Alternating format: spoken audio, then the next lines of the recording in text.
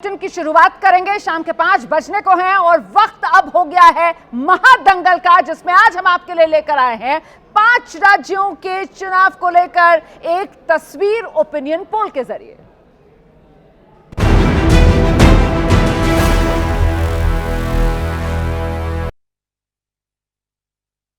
पांच राज्यों में विधानसभा चुनाव के लिए मैट्राइज IANS ने ओपिनियन पोल किया है। ये ओपिनियन पोल राज्य के लोगों से बातचीत के आधार पर तैयार किया गया है। इसके लिए पश्चिम बंगाल की सभी 294 सीटों पर लोगों से बात पोल के नतीजों मार्जिन ऑफ एरर ±3% है। ये ओपिनियन पोल ABP न्यूज ने नहीं किया है।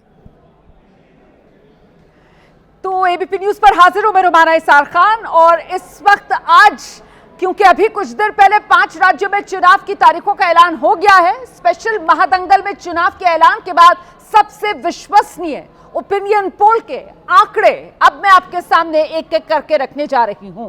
5 राज्य हैं, पश्चिम बंगाल है, असम है, तमिलनाडु है, केरल है, पुडुचेरी है, और इन 5 राज्यों में फैली हुई कुल 824 विधानसभा सीटें हैं, जिसको लेकर वोट वॉर की ये शुरुआत है। चुनाव आयोग ने इन सभी 5 राज्यों के लिए वोटिंग से लेकर चुनाव के नतीजों तक की तारीखों का ऐलान कर दिया है। आप जानते हैं 4 राज्य जहां एक एक चरण में वोट डाले जाएंगे। 9 अप्रैल को असम में, केरल में, पुडुचेरी में वोटिंग होगी। इसके अलावा 23 अप्रैल को तमिलनाडु की सभी 234 सीटों पर वोट डाले जाएंगे। पश्चिम बंगाल में 2 चरणों में वोट डाले जाएंगे। 23 अप्रैल पहले चरण में 152 सीटों पर वोट डाले जाएंगे। दूसरा चरण 29 अप्रैल को होगा, 142 सीटों पर वोट डाले जाएंगे। और फिर नतीजों की तारीख का ऐलान कर दिया गया है 4 मई 2026 दिन मंगलवार का होगा। इन तारीखों के ऐलान के साथ ही कौन बनेगा मुख्यमंत्री का ये चुनावी युद्ध है जो शुरू हो गया है। पश्चिम बंगाल में ममता सरकार और बीजेपी के बीच सीधी चुनावी जंग कितनी तीखी होने जा रही है इस बार, ये अब हर दिन के साथ आपको दिखाई देगा।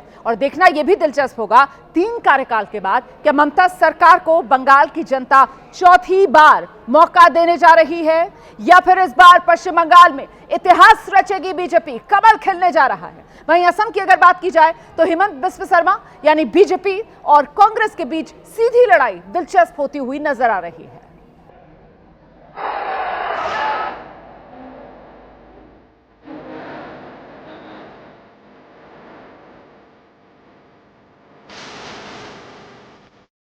इस बार चुनाव सिर्फ सरकार बदलने का नहीं है। इस बार चुनाव बंगाल की आत्मा को बचाने का चुनाव है।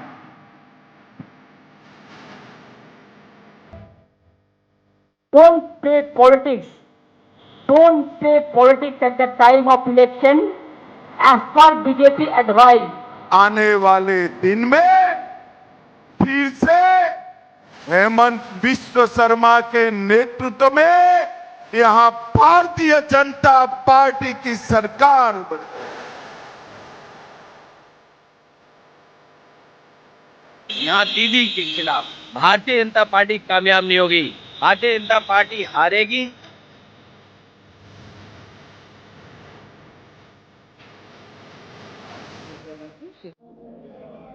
तो आइए शुरुआत करेंगे अब इस सिलसिले का। ओपिनियन पोल के ये आंकड़े हैं जो एक एक कर आपके सामने हम रखने जा रहे हैं। शुरुआत पश्चिम बंगाल से। पश्चिम बंगाल 294 सीटें, और पश्चिम बंगाल को लेकर ये ओपिनियन पोल का बड़ा आंकड़ा आपके सामने है। बंगाल के लिए मैट्राइज IANS का ये ओपिनियन पोल का आंकड़ा जो कह रहा है बीजेपी गठबंधन के खाते में 100 से 115 सीटें जाएंगी। हालांकि बीजेपी अपने दम पर पश्चिम बंगाल में चुनाव लड़ेगी, तो बीजेपी 100 से 115, TMC जो है वो 155 से 170, अन्य के खाते में 5 से 7 सीट जा सकती है। तो कुल मिलाकर ये बड़ी तस्वीर, और इस तस्वीर से नतीजा आप ये निकाल सकते हैं। ओपिनियन पोल यही बता रहा है कि एक बार फिर से पश्चिम बंगाल में हो रही है ममता बनर्जी की वापसी। तो ये बड़ी तस्वीर जो सामने आई है पश्चिम बंगाल से। अब अगर वोट परसेंटेज की बात की जाए तो वोट परसेंटेज का आंकड़ा आप देखिए किस तरीके से TMC और बीजेपी के बीच मामला बेहद नजदीकी वोट शेयर में नजर आ रहा है। ये ओपिनियन पोल का आंकड़ा है, और आपको बता दूं बीजेपी के खाते में 41 से लेकर 43% तक वोट परसेंटेज जा सकता है। वोट शेयर के लिहाज से TMC के खाते में आप देख रहे हैं 43 से माफ कीजिएगा, TMC के खाते में 43 से 45% तक वोट शेयर जाता हुआ, अन्य के खाते में 13 से 15% वोट शेयर जाता हुआ नजर आ रहा है। तो कुल मिलाकर यहां पर लड़ाई जो है वो बिल्कुल सीधी टीएमसी और बीजेपी के बीच नजर आ रही है। हम सीधे आपको लेकर चलेंगे, हमारे साथ विजय जी मौजूद हैं। विजय जी, ये ओपिनियन पोल का आंकड़ा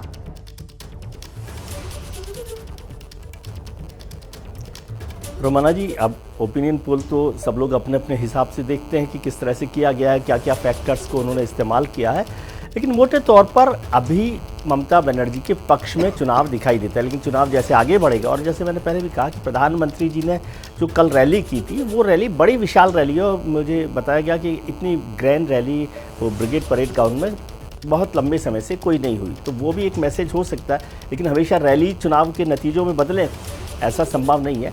आप फिगर्स को देखें कि भारतीय जनता पार्टी ताकत बढ़ा रही है। अमित शाह जी ने भी अभी कहा, ये पूरा चुनाव अमित शाह जी देख रहे हैं इसको, मैं अमित शाह वर्सेस ममता बनर्जी इलेक्शन देखता हूँ। और उन्होंने कहा कि बीजेपी का पॉलिटिकल राइज लगातार हुआ, ये बात ठीक है, लेकिन आप इसको दूसरे नज़रिए से देखें। आपने वो ग्राफिक्स दिखाया होगा मैंने कि 2019 के चुनाव में भारतीय जनता पार्टी लोकसभा चुनाव में 18 सीटें लेती है, और विधानसभा चुनाव जब 2021 में होते हैं तो उससे 77 विधानसभा सीटें मिलती हैं। बहुत सारे लोगों ने इसे कहा कि भारतीय जनता पार्टी ने एक बड़ी छलांग लगाई है, क्योंकि उससे पहले के चुनाव में 2016 में 3 सीटें मिली थी, 3 से 77। लेकिन इसका दूसरा पक्ष क्या है कि यदि 2019 में 18 लोकसभा सीटें मिली तो उसके हिसाब से भारतीय जनता पार्टी को मिलनी चाहिए थी 108 विधानसभा सीटें जी, समझे, लेकिन वो मिली 77 सीटें, तो इसका मतलब लोकसभा से कम हो गई। अब 2024 में आए तो 2024 में तो भारतीय जनता पार्टी को 12 सीटें मिली हैं, तो 12 सीटों से बनती है विधानसभा की 72 सीटें। बिल्कुल सर, आपका जो एनालिसिस है, जिस दिशा में आप एनालिसिस कर रहे हैं सर, वो अपने आप में एक पहलू हो सकता है, लेकिन हम सब जानते हैं कि हर चुनाव जो है वो एक अलग नया चुनाव होता है। और इस वक्त हमारे साथ मेट्राइज के डायरेक्टर मनोज सिंह मौजूद है, और जरा मनोज जी से ही जान लेते हैं। मनोज जी, जरा ये जो आप ओपिनियन पोल के आंकड़े लेकर आए हैं, इसके बारे में दर्शकों को बता दीजिए। ये मामला काफी करीबी नजर आ रहा है वोट शेयर के लिहाज से सर। अभी विजय जी उसी तरफ के इशारा भी कर रहे थे, जो ओपिनियन पोल था और उसको समझाने की उन्होंने भी अपने तरीके से कोशिश किया।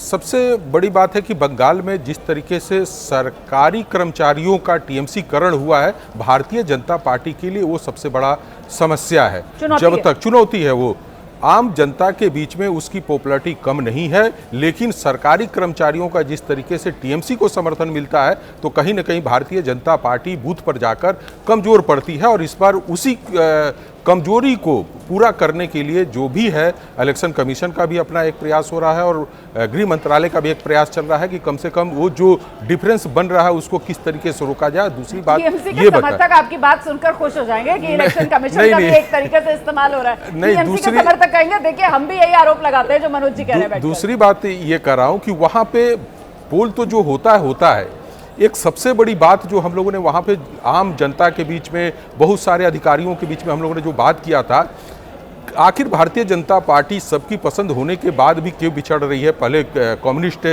का शासन में टीएमसी पिछड़ती थी, तो वहाँ पे जो समझ में आया कि वहाँ का 1 घंटे का जो पोल होता है जी, वो पूरी तरह से हर बूथ पे देखिएगा जहाँ पे भी टीएमसी मजबूत है, वो पूरी तरह से वहाँ के जो पीठाधीन अधिकारी होते हैं, जो अंदर बैठकर पोल कराते हैं, उनको निर्देश होता है या वो अपने तरीके से करते हैं। 1 घंटे का यूटिलाइज वो टीएमसी को पोल करने के लिए उसको बोगस वोट भी कह सकती हैं। ये बड़ा वहाँ पे बड़ी त्रुटि है, और उसको इलेक्शन कमीशन रुकेगा कैसे, ये बड़ी समस्या है। और वो रुकेगा भी ऐसे नहीं रुक सकता है कि यदि राज्य सरकार के अंतर्गत वहाँ पे चुनाव हो रहा है, तो एक चीज़ जान लीजिए रवाना जी कि सबसे बड़ी दिक्कत क्या है कि पोल बूथ के अंदर में सेंट्रल जो फोर्सेज होते हैं वो अंदर नहीं जा पाएंगे, और वो जब वो अंदर नहीं जा पाएंगे तो इस तरह के पोल को कैसे रोकेंगे। तो टीएमसी के लिए ये बड़ा एक हथियार के रूप में उसको इस्तेमाल करते हैं, और सेंट्रल के लिए ये पार्टी हथियार के तौर पर इस्तेमाल करती है, या फिर दूसरी पार्टी जो है वो सामने वाली पार्टी की घेराबंदी के लिए इसको हथियार के तौर पर इस्तेमाल करती है। ये भी देखना दिलचस्प होगा, क्योंकि इस तरीके के आरोप प्रत्यारोप हमने देखा था कैसे 2021 में भी जमकर इसको लेकर आरोप प्रत्यारोप लगे थे। और कई बार सवाल ये पूछा जाता था कि साहब अगर इतना बुरा हाल है और फ्री एंड फेयर इलेक्शन अगर हो नहीं पा रहे हैं, तो फिर क्यों नहीं यहाँ पर राष्ट्रपति शासन लगा दिया जाता है, और फिर क्यों चुनाव नहीं करा लिए जाते हैं। लेकिन जब ये सवाल पूछा जाता है तो फिर आए बाएं शाएं फिर ये जवाब मिलते हैं, मतलब कोई सटीक जवाब मिल नहीं पाता है। मैं जरा जल्दी से शाजिल मी का रुख कर लेती हूँ। शाजिल, देखिए तारीखों का ऐलान हुआ है अभी चुनाव की, और अभी सिर्फ ये ओपिनियन पोल का आंकड़ा है, लेकिन ओपिनियन पोल का आंकड़ा ये बता रहा है कि इस बार भी बंगाल में बीजेपी की गाड़ी छूट रही है। शाजिया जी, आदाबर से रोमाना जी आपको, और आप सारे जो आपके दर्शक हैं और जो पैनलिस्ट हैं, नमस्कार और अस्सलाम वालेकुम। और मैं तो ये कहूंगी आपसे रोमाना जी, मैं तो जो भी ओपिनियन पोल्स होते हैं आपने बड़े अच्छे तरीके से उनको दिखाया है, और मुझे लगता है मेथोडोलॉजी के हिसाब से जो कुछ भी देखने को मिल रहा है उस पर मैं प्रश्न मार्क नहीं खड़ा करूंगी, कोई क्वेश्चन मार्क नहीं है। लेकिन देखिए, आप देखिए, बहुत अलग तरीके के चुनाव हैं और मुझे लगता है कि जो आंकड़ा 148 का जो बहुमत का आंकड़ा है, आसानी से हम लोग पार करेंगे। अलग टाइप का मूड है, कुछ बात में सच्चाई भी है और यही है वो सिंडिकेट राज की तरफ भी एक तरफ से हमें ले जाती है, जिसका एक तरह से अंदाजा हमें मिल रहा है कि जो गवर्नमेंट वर्कर्स हैं वो किसके पास जाते हैं और किसका समर्थन मिलता है। वो समर्थन क्यों उनके पास होता है और क्यों टीएमसी के लिए है और भाजपा के लिए नहीं है, ये भी जानते हैं कि एक तरह का एक पॉलिटिकल प्रेशर है और लगातार एक नेक्सस बना हुआ है वहाँ पे, और जिसका इशारा भाई साहब कर रहे हैं, जो एक एडवांटेज देखने टीएमसी देख सकती है, लेकिन आम लोगों के लिए ये एक बहुत ही खतरनाक एक बात है और इसीलिए ग्रस्त में है पूरा प्रदेश इस तरह के पॉलिटिकल वायलेंस को लेकर। और अब देखिएगा, पहली बार राज्य में मुख्य विपक्ष के रूप पर भाजपा उभरी है, पहले भी उसने सीटें जीती हैं और पिछली बार का आप देखेंगे तो करीब 11% का फर्क रहा था अगर विधानसभा के चुनाव में देखेंगे।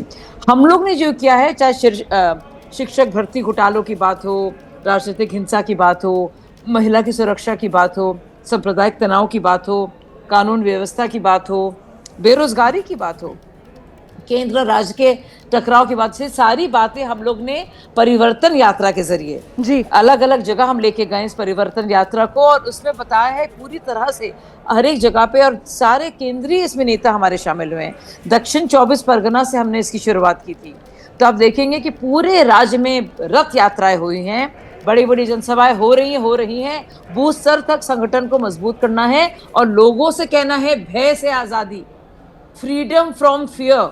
जो सिर्फ और सिर्फ डर है, ये जो ममता दीदी को लगता है कि ये उनके लिए प्रेम है, ये प्रेम नहीं है, ये भय है। और जहाँ भय होता है वहाँ प्रेम नहीं होता, और ये भय के चलते उनको इतने वोट्स जो मिल रहे हैं और वो जीती हैं। लेकिन अब भय के खात्मे का वक्त आ गया है और मुझे लगता है इसीलिए पूरी की पूरी तरह से पूरा जो अभियान हमारा रहा है उसका राजनीतिक संदेश साफ है कि टीएमसी के शासन से लोग परेशान हैं, बंगाल में बदलाव चाहिए। ठीक है, टीएमसी प्रवक्ता सौरभ चंद्रा का रुख कर लेते हैं। सौरभ जी आइए, डर का खेल टीएमसी का और नहीं चलेगा, बीजेपी हुंकार भर रही है कि इस बार तय मानिए बंगाल में कमल ही खिलेगा। सौरभ चंद्रा, देखिए, आपका ओपिनियन पोल जो है वो साफ ये कह दे रहे हैं कि टीएमसी आने वाला है, और आई हैव माई डिसएग्रीमेंट्स ये नंबर्स के साथ जो आप दिखा रहे हैं 155 to 170, ये नंबर्स आप कंफर्टेबली देखिए कि 215 के आसपास होगा, लेकिन ये बहस का बात नहीं है।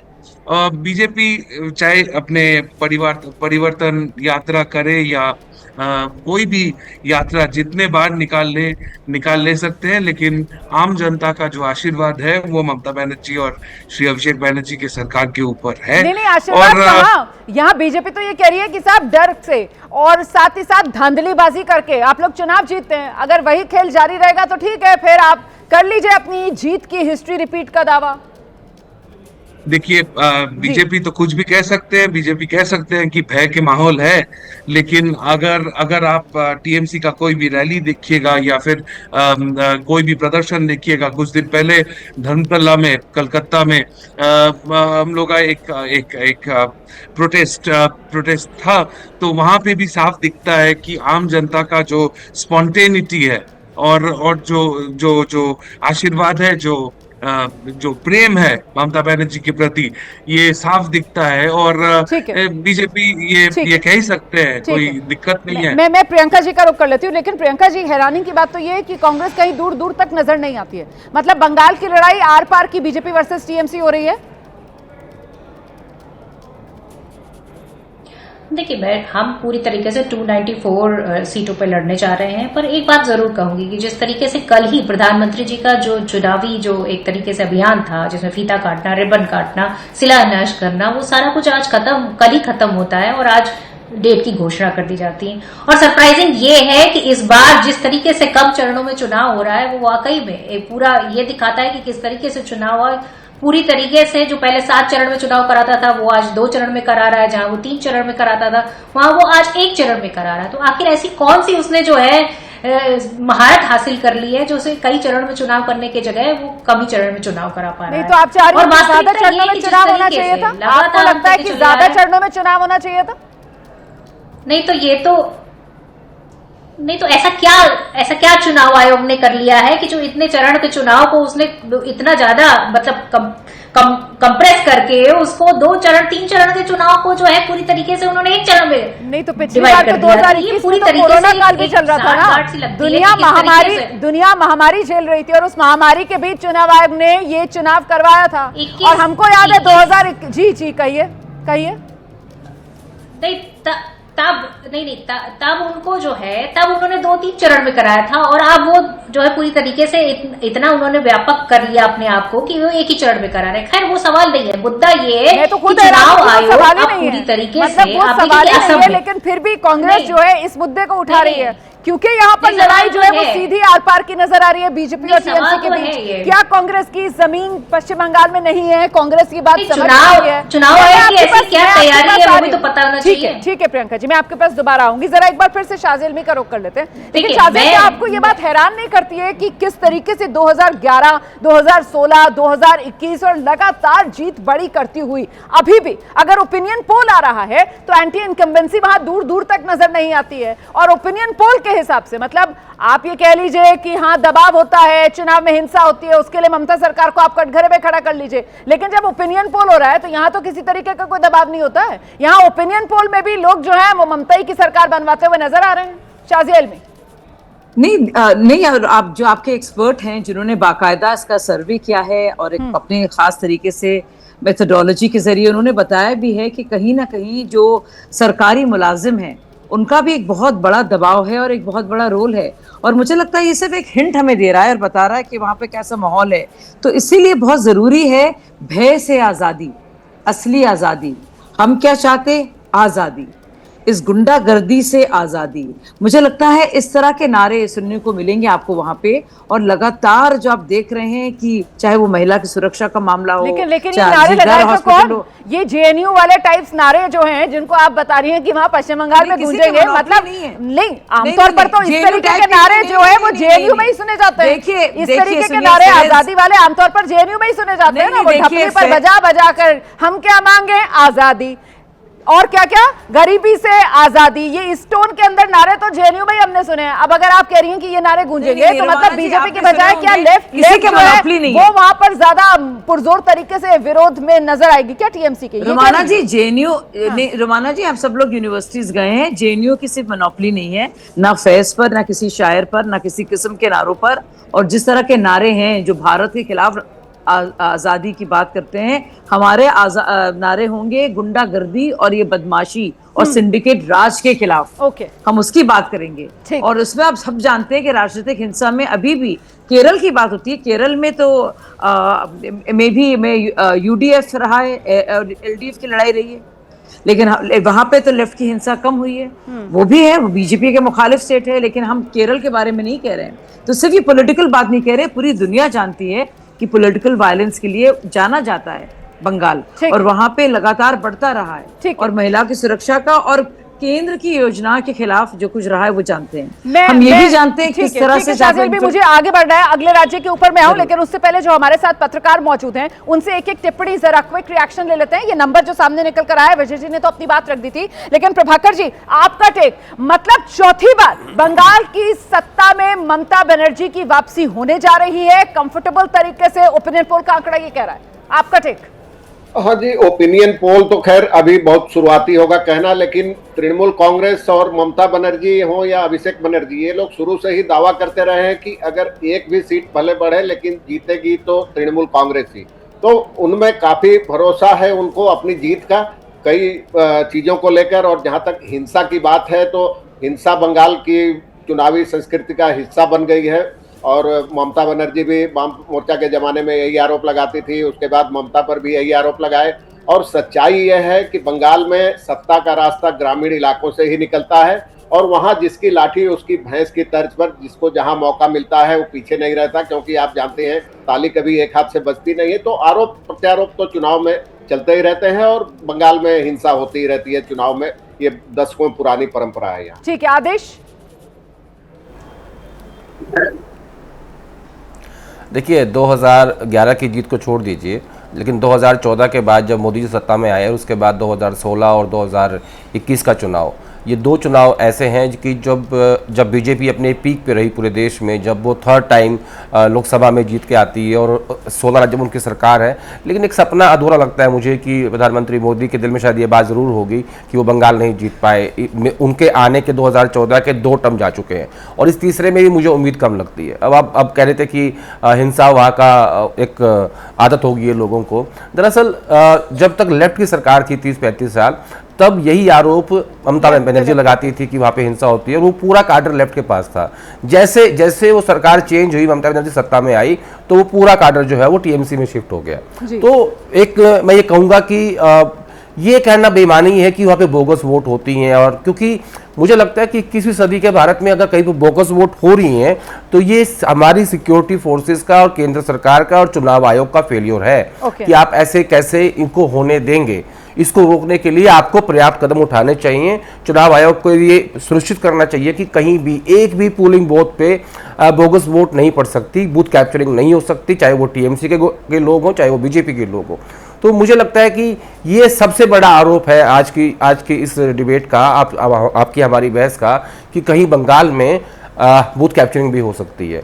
ये आरोप भी है और मुझे लगता है कि ये शर्म की बात भी है। और मेरे ख्याल से इसका जवाब जो है वो चुनाव आयोग की तरफ से दिया जाना चाहिए, क्योंकि free and fair elections conduct कराने की जिम्मेदारी जो है वो सीधे सीधे चुनाव आयोग की बनती है। और इस बीच अब अगला राज्य, उसकी ओर हम बढ़ने जा रहे हैं। असम की मैं बात कर रही हूं और बड़ा सवाल यही कि आखिरकार क्या एक बार फिर असम में हेमंता की वापसी होगी या फिर सत्ता परिवर्तन होने जा रहा है। तो आंकड़ा आपके सामने आ गया है। असम आप जानते हैं 126 विधानसभा सीटें हैं और असम में बीजेपी गठबंधन देखिए किस तरीके से बम्पर सीटों के साथ जीत हासिल करता हुआ 96 से 98 सीटें जो है वो बीजेपी के गठबंधन के खाते में जाती हुई, कांग्रेस गठबंधन महज 26 से 28 सीटों पर से बढ़ता हुआ अन्य के खाते में 2 से 8 सीटें जा सकती हैं। मतलब 2021 के मुकाबले और बड़ी जीत यहां पर बीजेपी गठबंधन को मिल रही है और जीत की हैट्रिक बीजेपी असम में लगाती हुई नजर आ रही है। वोट शेयर के मामले में भी आप देख सकते हैं, बीजेपी जो है 43 से 44% वोट शेयर ले जा सकती है। कांग्रेस पार्टी जो है वो 39 से 40% वोट शेयर,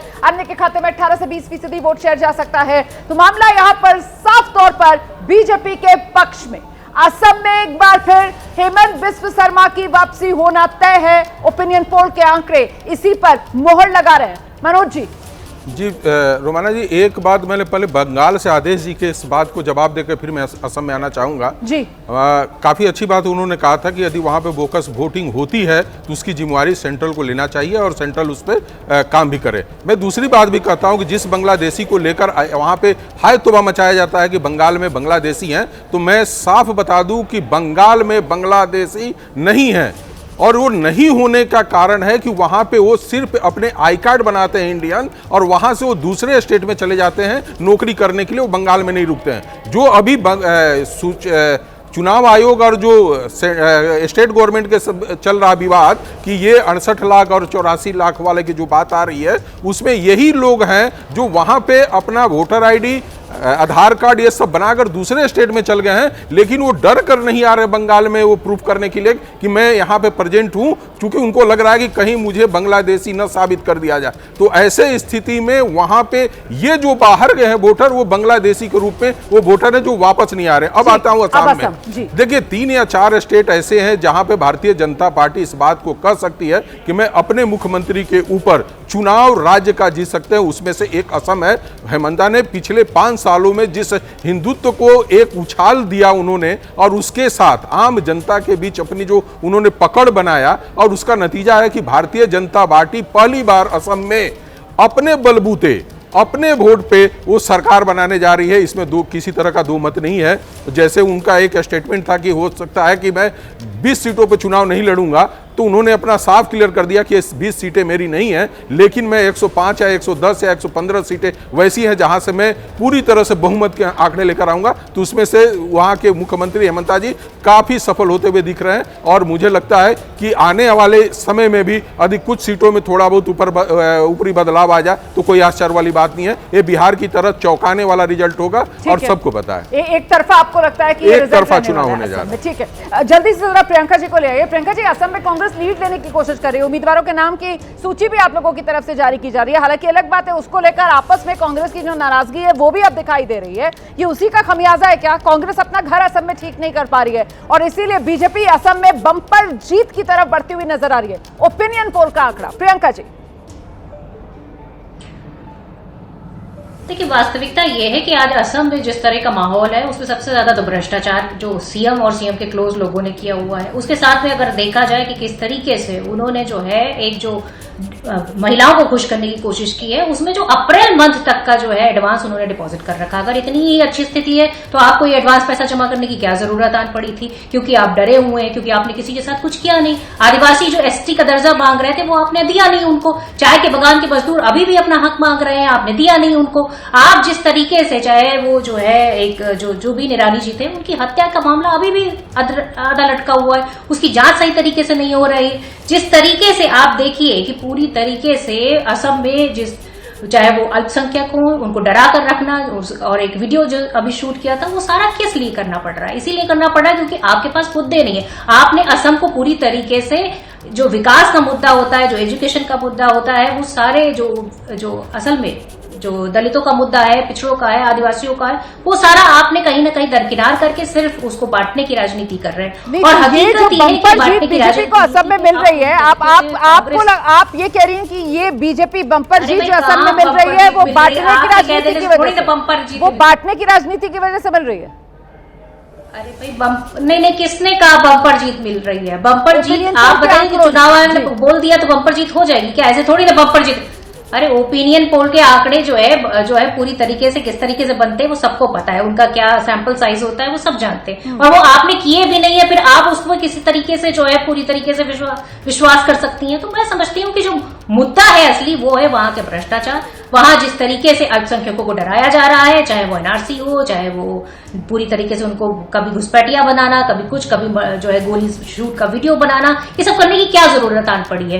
आज बताइए कि कल प्रधानमंत्री जी जाके वहां पर कई योजनाओं की घोषणा करते हैं। अरे सरकार आपकी थी, आप योजनाएं दे देते ना उन्हें, क्यों नहीं दी आपने योजनाएं? पूरा देश जहां पर गैस की किल्लत से जूझ रहा है, आप जाकर वहां पर शिलान्यास कर रहे हैं, फीते काट रहे, रिबन काट रहे, क्या जरूरत पड़ी थी? आपको जो राज्यों में, जिन राज्यों में एक्चुअल परेशानी है, उन राज्यों में आप कहीं दिखाई नहीं दे रहे। आप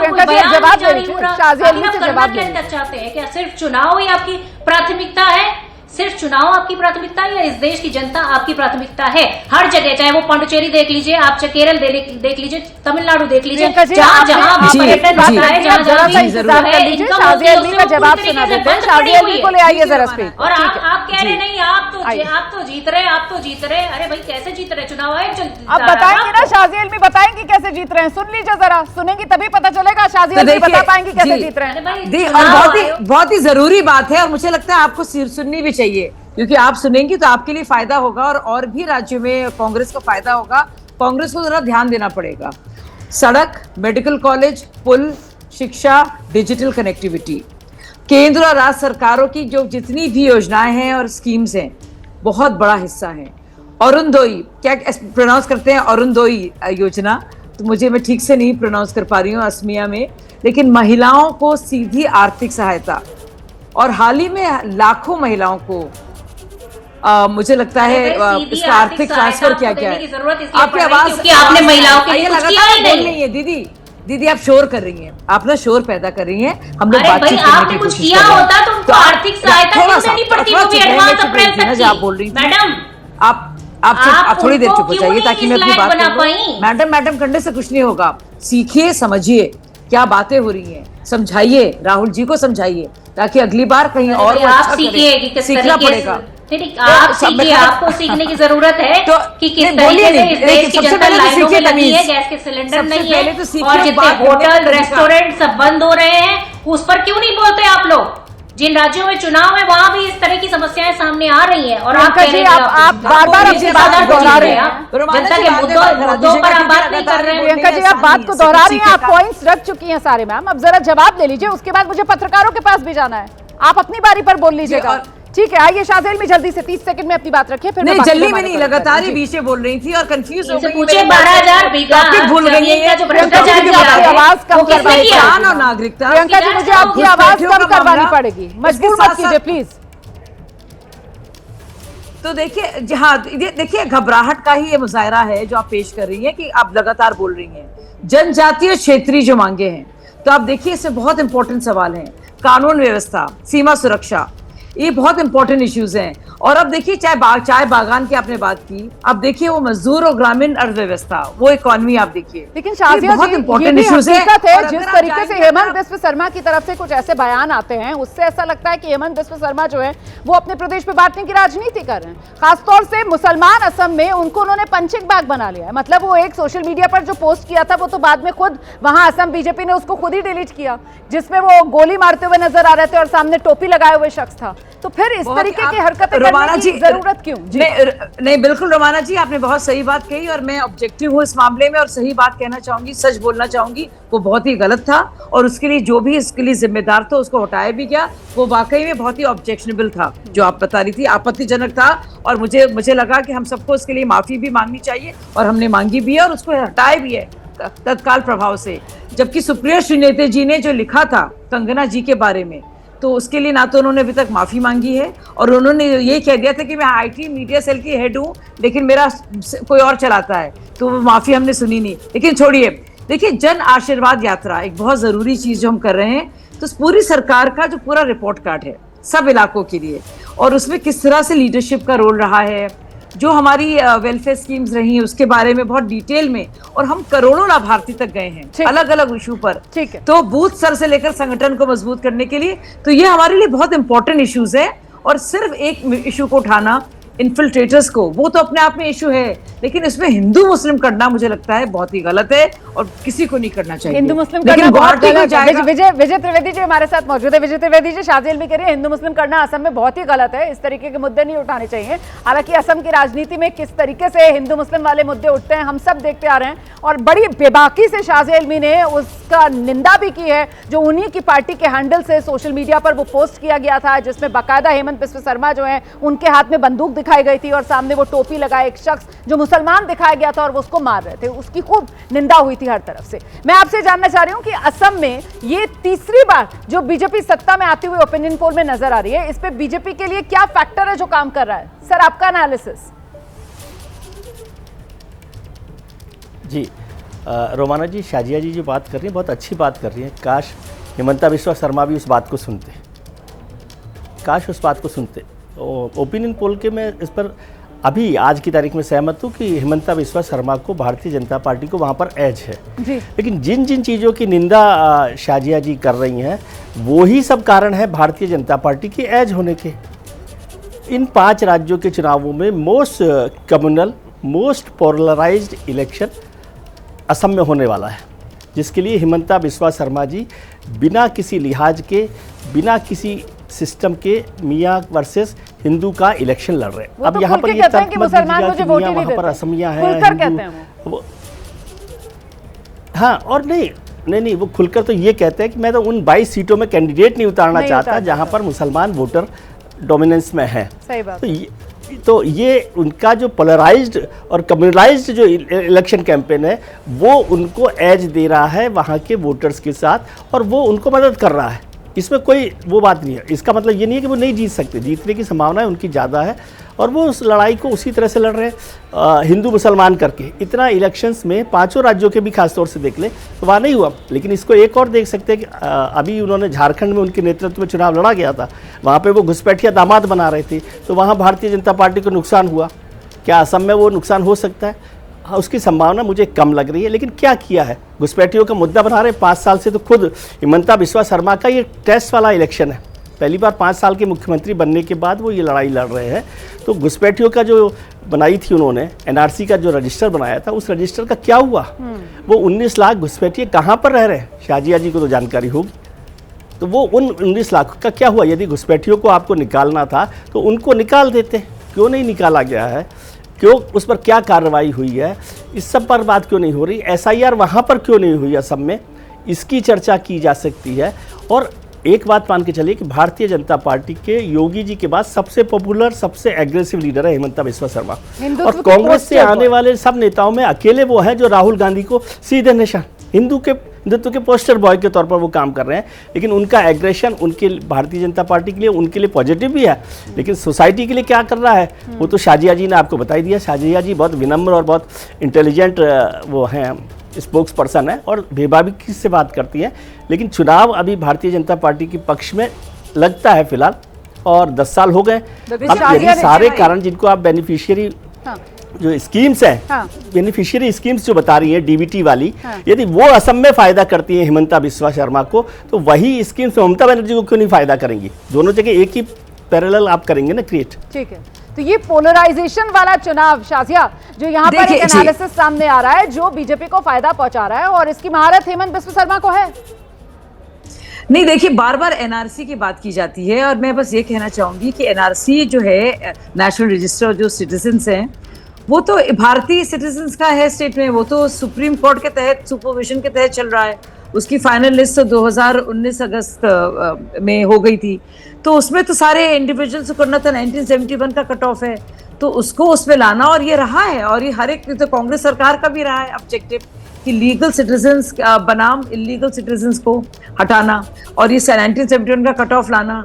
तो मुझे लगता है कि अब हिंदू मुसलमान को हम इससे कंफ्यूज ना करें कि जो घुसपैठी हैं और जो भारत के रहने वाले हिंदू या मुसलमान हैं, और कई बात कंट्रोवर्सी होती भी है और कई और बढ़ाई भी जाती है। जैसे मियाँ पर सवाल था और उसके बारे में बहुत उन्होंने जवाब भी दिया, मियाँ भाई। अब वो अपने को जब कहते हैं मियाँ भाई और मियाँ कहते हैं मियाँ, तो वो उनका खुद का बात करने का तरीका है। ये नहीं है कि उनको किसी तरह से पेजोरेटिव की तरह से या गलत मायने देकर ही कहा जा रहा था। जहां तक बात है वेलफेयर स्कीम्स की, और आप जाइए रोमाना जी, आप गुवाहाटी में जाइए, मैं लगातार जाती रही हूँ, वो सब कहते हैं वहां के लोग जो मतलब पुराने कांग्रेसी भी हैं। आपको यकीन नहीं आएगा क्या असम के हालात हैं बेहतरी की तरफ। आप देखिएगा, चाहे वो इंफ्रास्ट्रक्चर की बात करूं मैं, बहुत ही विजिबल है। जरा सा आदेश को ले आती हूँ यहाँ पर। आपने क्योंकि कहा कि पुराने कांग्रेसियों से भी अगर आप बात करेंगे तो उनकी भी राय कुछ अलग निकल कर आती है। आदेश, वो पुराने कांग्रेसियों को लेकर हेमंत बिस्वा शर्मा भी दावा करते हैं कि कोई रहेगा नहीं कांग्रेस में, कांग्रेस से वो बस एक ही व्यक्ति को नहीं लेंगे, बाकी जितने कांग्रेस के लोग हैं वो सब अपने साथ ले लेंगे। और वो एक व्यक्ति वो इसलिए छोड़ देते हैं क्योंकि हेमंत बिस्वा शर्मा कहते हैं वो तो पाकिस्तान का जासूस है, अगर उसको भी ले लूंगा तो पाकिस्तान को साथ थोड़ी लेना है। मतलब वो किस पर निशाना साध रहे हैं ये भी हम सब जानते हैं।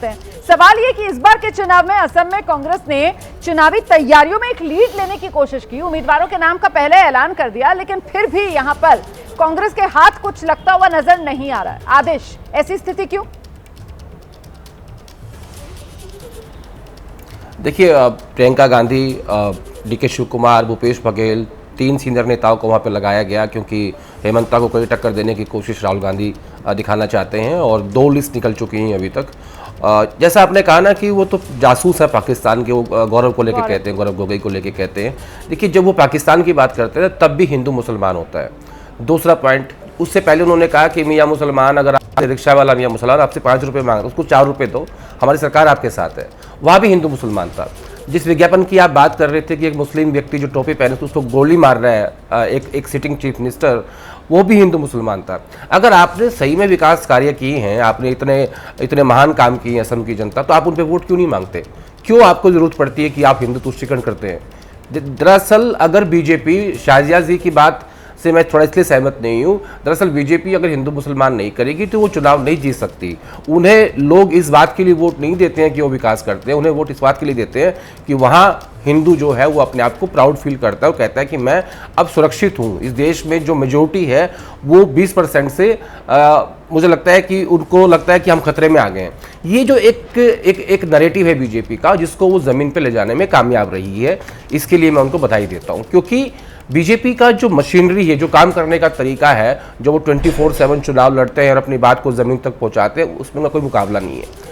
हेमंत बिस्वा शर्मा के सामने 2-3 चुनौतियां हैं। पहली चुनौती है जुबीन गर्ग। जुबीन गर्ग बहुत फेमस सिंगर थे असम के, और उस मुद्दे को लेके असम की जनता बहुत भावुक है।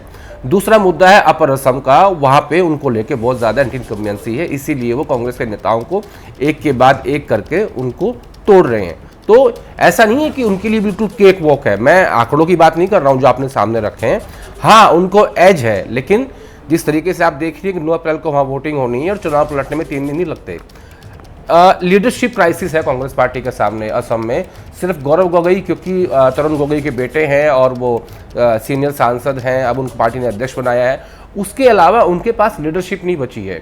ये सबसे बड़ी समस्या है। तो हेमंता के सामने, हेमंता जबकि सबसे पावरफुल मिनिस्टर थे तरुण गोगोई के, और उनको सीएम भी बनाया कांग्रेस पार्टी ने, और जो बात है राहुल गांधी के उनके बीच की वो आपके सामने है। इन्हीं मियाँ मुसलमानों के सहारे वो कांग्रेस पार्टी में जीता करते थे और कैबिनेट मिनिस्टर बनते थे, और अभी भी बीजेपी में आने के बाद भी वो उन्हीं को गाली देते हैं ताकि हिंदू अपीजमेंट हो सके और उनको हिंदुओं का वोट मिल सके। विकास के नाम पे वोट नहीं मांग रहे हैं वो। शाजिया से इस पर एक रिएक्शन ले लेते हैं। शाजिया, ये सबसे बड़ा महत्वपूर्ण है। तो ये आरोप लगते हैं ना कि भाई हेमंत बिस्व शर्मा ने मियाँ मुस्लिम जो खुद को कहते हैं वो मियाँ मुस्लिम ही उन्होंने गाली बना दिया उन लोगों के लिए। जो यहाँ पर अभी जिक्र हुआ कि साहब अगर 5 रुपए का रेट है तो आप अगर मियाँ मुस्लिम रिक्शे वाला है तो आप उसको पूरे पैसे मत दो, आप उसको काट के पैसे दो, मतलब उसके पैसे काट लो। ये दोयम दर्जे का नागरिक मुसलमानों को बनाने की कोशिश जो बयानों के जरिए करते हुए नजर आते हैं हेमंत बिस्व शर्मा। और सवाल तो मैं ये पूछ रही हूँ कि एक तरफ देश के प्रधानमंत्री हैं जो बात करते हैं सबका साथ सबका विकास की, और वहां दूसरी तरफ हेमंत बिस्व शर्मा है जो कहते हैं हम तो यहाँ उम्मीदवार ही नहीं उतारेंगे, हमको तो मुसलमान चाहिए ही नहीं, हमको तो इनका वोट चाहिए ही नहीं, और इस तरीके के डेरोगेटरी बयानबाजी वो मुसलमानों को लेकर करते हैं। ये विरोधाभास। देखिए रोमाना जी, सालों साल से एक तरह की राजनीति है चल रही है। कांग्रेस पार्टी तो जानी जाती है आइडेंटिटी पॉलिटिक्स के लिए, और लगातार जब आप सोचिए जो ज्यादातर लोग हैं वो असुरक्षित महसूस करेंगे, और बाकायदा बाहर के लोग अगर लाए जाएंगे, बसाए जाएंगे, सैचुरेशन पॉइंट देखेंगे, पॉपुलेशन से कहीं ज्यादा आधार कार्ड होंगे तो फिक्र की बात होगी। और जाहिर सी बात है वो भी एक बहुत बड़ा करेक्शन होना जरूरी है, और वो हो रहा है। तो कब तक एक तरह का तुष्टीकरण कहिए या एक मुझे लगता है एक बहुत ही लॉपसाइडेड पॉलिटिक्स है ये, आइडेंटिटी पॉलिटिक्स है ये, कब तक चलेगी वो? तो जाहिर सी बात है बात जो लोग हैं जो अपनी भूमि से जिनका लगाव है कहीं ना कहीं वो प्रोटेस्ट करेंगे। तो आपको लगता नहीं कि एक तरफ लगातार चाहे वो बदरुद्दीन अजमल जी हों या पुरानी कांग्रेस की पॉलिटिक्स हो, तो आपको लगता नहीं कि सब मुसलमानों की बात करने वाले अगर होंगे, और अगर उसके तहत अगर कुछ और लोग हैं जो अपनी सुरक्षा को लेकर परेशान हैं, उनके लिए कोई हिम्मत बनाने वाला हो या उनकी बात करने वाला हो तो गलत है। एक तरह का कम्युनलिज्म आपको लगता है सही है, दूसरी तरह का कम्युनलिज्म से दिक्कत है। तो मुझे लगता है ये इसको अंडरस्टैंड करना, ये सेक्युलर कम्युनलिज्म की बात नहीं है। मुझे लगता है ये एक आइडेंटिटी पॉलिटिक्स को गंभीरता से समझना और ऑनेस्टी के साथ, पूरी गंभीरता के साथ समझना और समझाना, और उसमें पूरी की पूरी तरह से ईमानदारी दिखाना, इसकी बहुत ही तवक्को है और इसकी बहुत जरूरत है। मुझे लगता है ये बहुत जरूरी है कि हम इसको समझे भी, क्योंकि ये एक रहा है हिस्सा हमारी पॉलिटिक्स का। बड़ी परिपक्वता के साथ आप जो है वो आज अपनी बातें दलीलों के साथ यहाँ पर रख रही हैं, और सभी जो पैनलिस्ट हैं वो बहुत ध्यान से आपको सुन रहे हैं। जरा जल्दी से मैं इससे पहले बाकी राज्यों का रुख करूं, प्रभाकर जी के पास चलते हैं। प्रभाकर जी, असम का चुनाव आपकी नजर में मिजाज क्या रहने वाला है सर? देखिए, आज की तारीख में मुझे लगता है कि पश्चिम बंगाल में जो स्थिति ममता बनर्जी और उनकी पार्टी की है, असम में वही स्थिति हिमंता बिस्व शर्मा मजबूत वाली। और इसके कारण अलग अलग हो सकते हैं। हिमंता बिस्व शर्मा को पूर्वोत्तर की राजनीति का चाणक्य कहा जाता है, और वहां जबरदस्त धार्मिक आधार पर ध्रुवीकरण, उसी पे चुनाव लड़ा जाता है। अभी मुझसे पहले किसी अतिथि ने कहा कि वहाँ विकास का काम हुआ है। स्वाभाविक है, समय के साथ विकास तो होता ही है, अगर सक्रिय है तो बढ़ती है, फ्लाईओवर बनते हैं, लैंडलाइन की जगह मोबाइल आते हैं, तो इससे तो कोई भी सरकार हो रोक नहीं सकती। लेकिन वहाँ एक और बड़ी वजह है इनकी कामयाबी की कि विपक्ष बिखराव का शिकार है, अलग अलग गुट बने हुए हैं।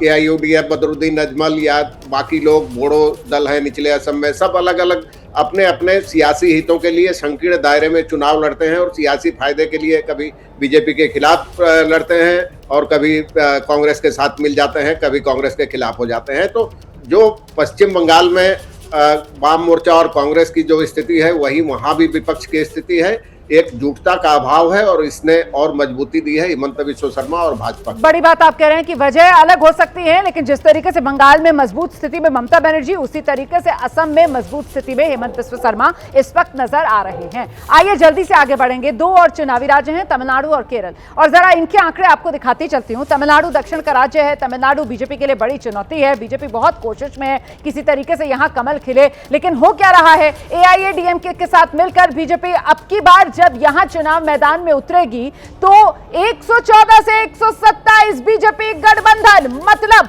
आप ये देख सकते हैं डीएमके गठबंधन के मुकाबले बीजेपी गठबंधन बाजी मारता हुआ यहां पर नजर आ रहा है। सरकार बनाती हुई बीजेपी गठबंधन यहां पर नजर आ रही है। बीजेपी ने एआईएडीएमके के साथ यहां पर गठबंधन किया है, वहीं दूसरी तरफ डीएमके कांग्रेस के साथ 104 और अन्य छोटे दल भी 104 से 114 सीटों पर यहां पर सिमट सकते हैं। और इसके अलावा जो विजय की नई पार्टी है टीवीके, उसको लेकर भी आपने आंकड़ा देखा, तो कुल मिलाकर यहां मामला जो है वो बहुत नजदीकी किधर भी जा सकता है। जरा जल्दी से एक रिएक्शन लेते हैं। हमारे साथ मनोज जी इस वक्त मौजूद है। मनोज जी, यहां तमिलनाडु के अंदर कुछ भी कहना फिलहाल मुश्किल नजर आ रहा है, मामला करीबी नजर आ रहा है। एक्चुअली एआईएडीएमके जो है, जहाँ पे पार्टी के अंदर एक बिखराव पड़ा हुआ है और उनके वोटों का बिखराव वहाँ पे साफ दिख रहा है। विजय आए हुए हैं वहाँ पे, क्या है कि साउथ के पॉलिटिक्स में कहीं ना कहीं स्टार का बहुत बड़ा रोल रहा हुआ है, चाहे जयललिता भी आई होंगी, चाहे जो लोग भी आए हैं।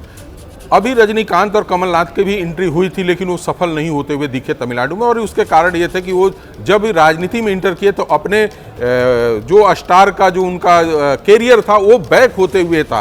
वो लास्ट अपने आवर में आए थे, लेकिन विजय अपने शुरुआती दौर में आए थे। तो तमिलनाडु क्या है कि क्रिश्चियनों का वहाँ काफी अच्छा वोट है, और स्टालिन खुद क्रिश्चियन है और उनके वोटों में एक बिखराव मिलना चाहिए था, और विजय खुद क्रिश्चियन है, तो उनके वोटों को काटते हुए दिख रहे हैं। तो ये कारण है कि वहाँ पे जरा समय कम है, क्योंकि जरा जल्दी से केरला वाले आंकड़े भी दिखा देते हैं दर्शकों को। केरला के आंकड़ा दिखाते हैं। 140 केरला में कुल विधानसभा सीटें हैं, और ऐसे में आप जानते हैं पिछले 2 टर्म से लेफ्ट गठबंधन जो है वही सत्ता में बना हुआ है, और इस बार तस्वीर कमोबेश वही रहने वाली है। यहां पर भी मामला बेहद करीबी है। किसी भी तरफ वो कहते हैं ना, सियासी ऊंट बैठ सकता है किसी भी करवट, क्योंकि लेफ्ट गठबंधन जो है एलडीएफ 61 से 71 है, और जो यूडीएफ है कांग्रेस गठबंधन वो 58 से 69 पर नजर आ रहा है। यहां पर एनडीए को 2 के आसपास सीटें यहां पर मिल सकती है, अन्य का खाता भी नहीं खुलेगा। कुल मिलाकर एक बार फिर केरला में लड़ाई जो है वो एलडीएफ और यूडीएफ के बीच ही यहां पर भी मामला बहुत नजदीकी और फंसा हुआ। हालांकि 2 टर्म से लगातार एलडीएफ जीत रही है। मनोज जी, एक्चुअली वहां पे कांग्रेस जीत जाती, लेकिन कांग्रेस के लिए आम वोटर से ज्यादा परेशानी उसके अपने लीडर हैं, और वो चुनाव उनको कहीं ना कहीं केरल में हराते हुए दिख रहे थे। राहुल गांधी, उसके बाद प्रियंका गांधी केरल को रिप्रेजेंट कर रहे हैं, तब भी वहां पर दिक्कत है। यही सबसे बड़ी समस्या है कि वहां का लोकल लीडरशिप पूरी तरह से समाप्त हो गया। देखिए, भारतीय जनता पार्टी वहीं पे ज्यादा परफॉर्मेंस अच्छा की है या करने जा रही है, जहां पे उसका लोकल लीडरशिप बहुत स्ट्रांग है, सेंट्रल का सपोर्ट मिलता है और वो लीडरशिप जाकर आगे करता है। अब आप केरला में देखिएगा कि उनके जो लोकल बड़े नेता थे वो आपस में इस तरीके से बिखरे पड़े हुए हैं, और आपस में कोई तालमेल नहीं है। चुनाव कैसे लड़ना और क्या करना है, इस पे उनका जो बिखराव है। तो यही कारण कि अभी मुझे लगता है सर जल्दी से आदेश के पास जाते हैं। आदेश, केरल को लेकर तो कम से कम कांग्रेस जो है वो कुछ कॉन्फिडेंट होगी, लेकिन यहां तो केरल से भी बड़ा झटका लगता हुआ। देखिए, इसकी बड़ी आपकी बात सही है कि प्रियंका गांधी वहाँ से सांसद हैं, और वहाँ की जो लीडरशिप है उसमें जो पूरे केरल में जो नेता प्रसिद्ध हैं वो हैं रमेश चन्नीथला, वीडी सतीशन, और दिल्ली में केसी वेणुगोपाल जो संगठन में से सबसे पावरफुल व्यक्ति हैं। पिछली बार की लड़ाई भी जो कांग्रेस पार्टी हारी थी केरल में, उसकी वजह यही थी कि जो इंटरनल फाइट थी कांग्रेस पार्टी की, जो ज़्यादातर राज्यों में देखी जाती है। अभी रिसेंटली हरियाणा चुनाव कांग्रेस पार्टी इसीलिए हारी, पंजाब में भी यही स्थिति बनी हुई है, और केरल की भी स्थिति ऐसी ही है। अब अगर मैं जो कांग्रेस पार्टी का इंटरनल सर्वे है वो दिखाता है कि लगभग 7 से 8% का बढ़त कांग्रेस पार्टी को है, लेकिन मुझे ऐसा लगता है कि अगर वेणुगोपाल लोकसभा सांसद हैं, अगर वो इस बात का जिक्र कर दें कि मैं विधानसभा चुनाव लड़ूंगा, तो मुझे लगता है कि ये जो इन फाइटिंग है ये और ज़्यादा बढ़ जाएगी। तो उसको फिर रोकने वाला कोई नहीं मिलेगा, क्योंकि जो लोकल लीडर्स हैं उनके अंदर इनसिक्योरिटी आ जाएगी कि वेणुगोपाल जो है मुख्यमंत्री बन सकते हैं। जब तक कांग्रेस लीडरशिप यानी खड़गे साहब और राहुल गांधी मिलकर उन लोगों को बैठा के इस बात को लेकर राजी ना कर ले कि पहले सत्ता लेके आओ और मुख्यमंत्री कैंडिडेट कोई नहीं होगा, जब तक ये स्ट्रैटेजी केरल में, पंजाब में और बाकी राज्यों में ये नहीं अपनाएंगे, मुझे नहीं लगता कि ये सत्ता हासिल कर पाएंगे। चलिए, बहुत बहुत धन्यवाद आप सभी का आज हमारे साथ ओपिनियन पोल के इन नंबर्स पर चर्चा के लिए जुड़ने के लिए। समय फिलहाल इतना ही है। कुल मिलाकर देखिए, अभी तो सिर्फ तारीखों का ऐलान हुआ है, और अब हर बढ़ते दिन के साथ सियासी पारा लगातार चढ़ता जाएगा, और ऐसे में जो चुनावी मिजाज है जनता का, उसमें जिस तरीके की तब्दीली आएगी उसको लेकर भी पल पल का अपडेट एबीपी न्यूज पर हम ही आप तक पहुंचाएंगे। तो चुनाव की तारीखों का ऐलान हो गया है। एक चरण में 4 राज्य, जिसमें तमिलनाडु भी है, असम भी है, केरल भी है, पुडुचेरी भी है, जहां वोट डाले जाएंगे। पश्चिम बंगाल में 2 चरण में वोटिंग होगी, 23 अप्रैल और 29 अप्रैल को, और फिर 4 मई नतीजों का दिन तय पाया गया है।